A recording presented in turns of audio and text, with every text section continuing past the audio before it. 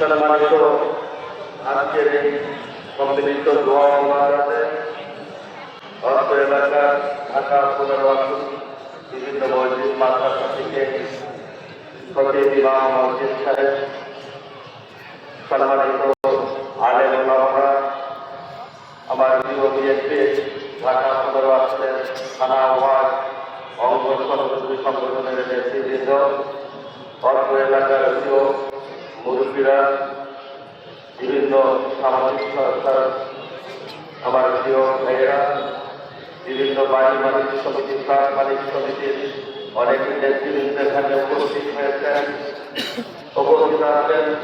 বিজয়ের মাস আমাদের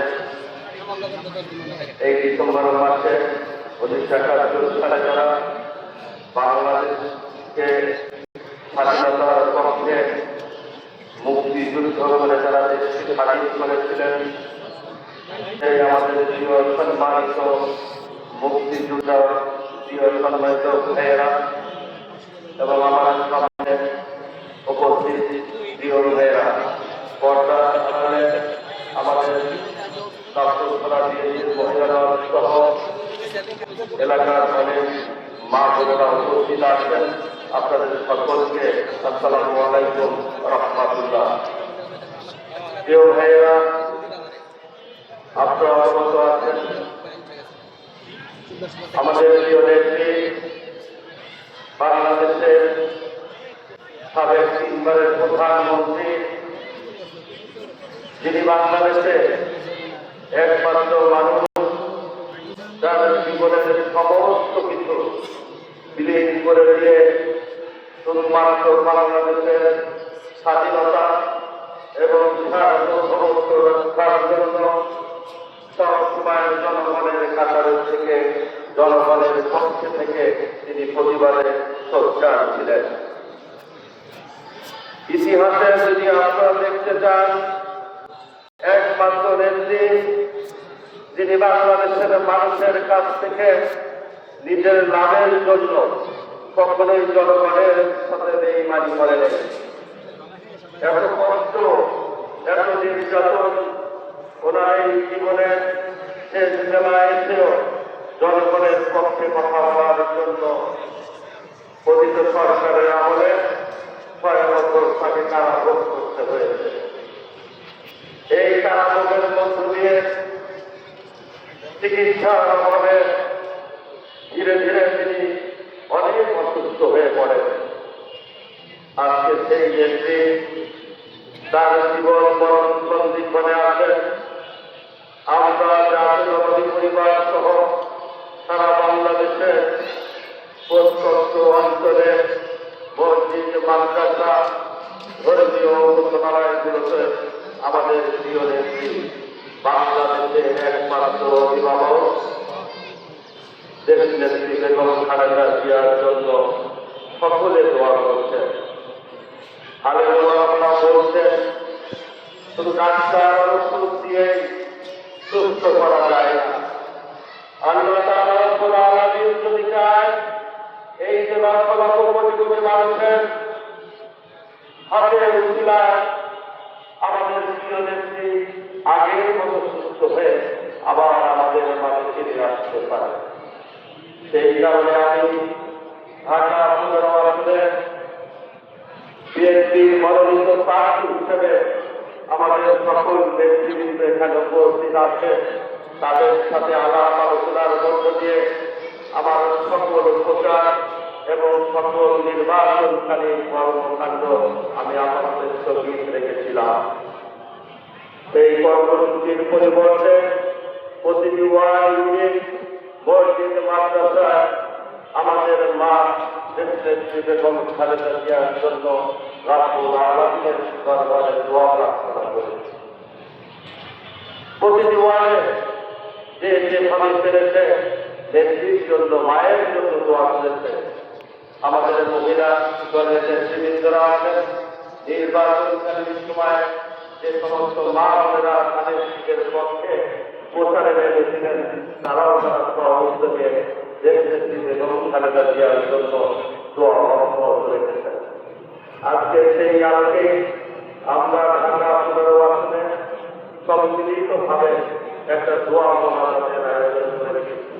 এই দোয়া মোনাজাতে যারা অংশগ্রহণ করেছেন, আমি আমার পক্ষ থেকে, আমার দলের পক্ষ থেকে, ঢাকা সদর আসনের বিএনপির মনোনীত প্রার্থী হিসাবে আমার সম্মানিত নেতৃবৃন্দের পক্ষ থেকে, আর আমাদের পক্ষ থেকে, আমাদের প্রিয় সমাজ গঠনের শ্রদ্ধেয় মুক্তিদের পক্ষ থেকে, বিজয়ের মাঠ মুক্তিযোদ্ধাদের পক্ষ থেকে আপনাদের সকলকে শুভেচ্ছা, অভিনন্দন এবং কৃতজ্ঞতা জানাই।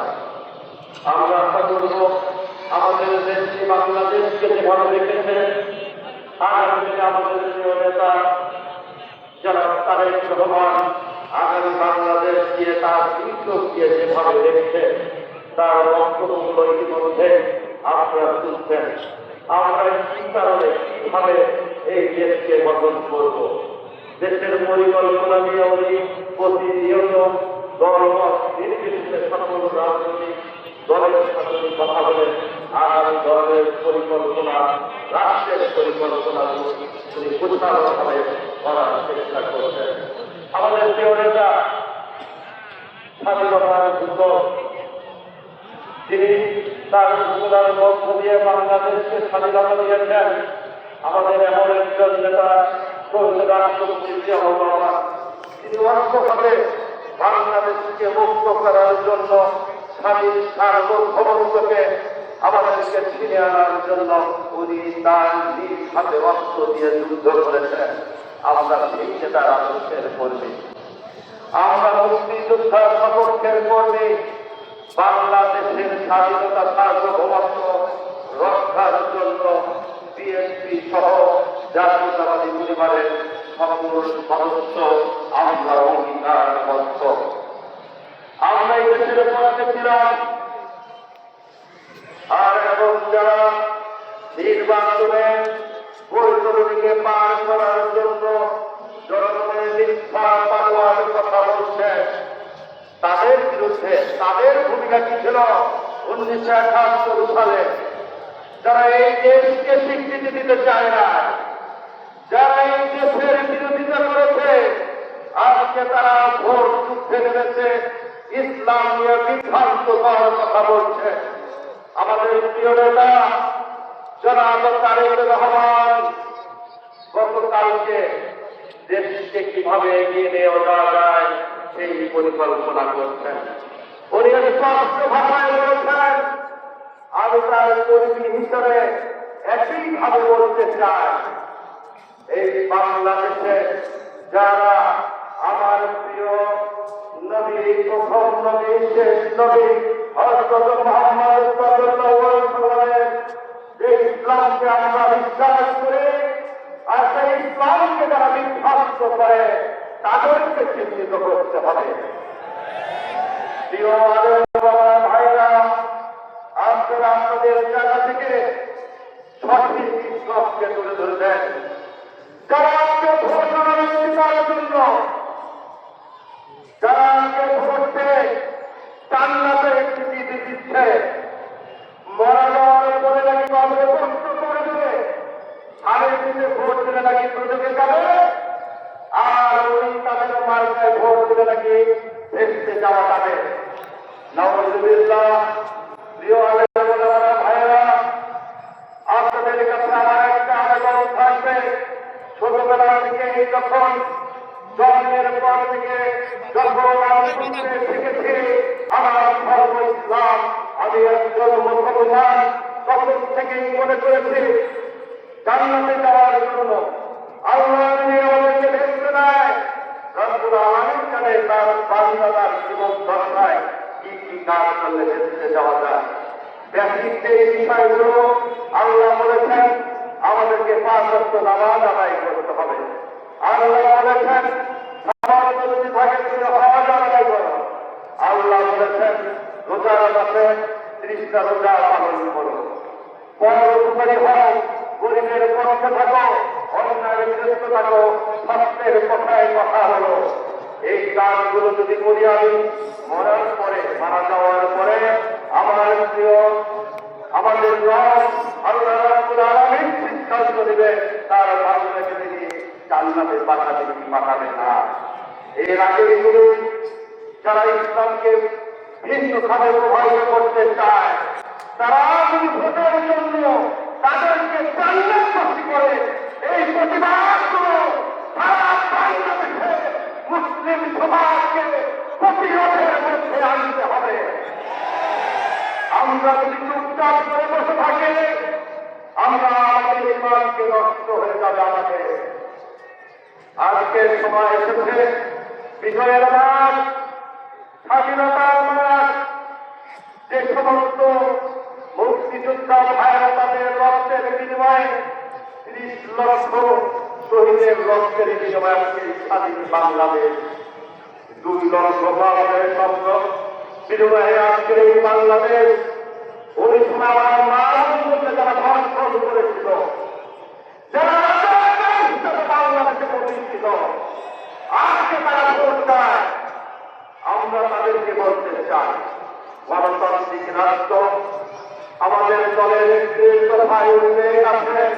আমরা আগামীতে কি করতে চাই? আমরা চাই বাংলাদেশে শান্তি বিরাজ থাকবে, স্থিতিশীল পরিবেশে সকল রাজনৈতিক দলের ঐক্যমতের ভিত্তিতে আমরা একটা গণতন্ত্র কায়েম করব।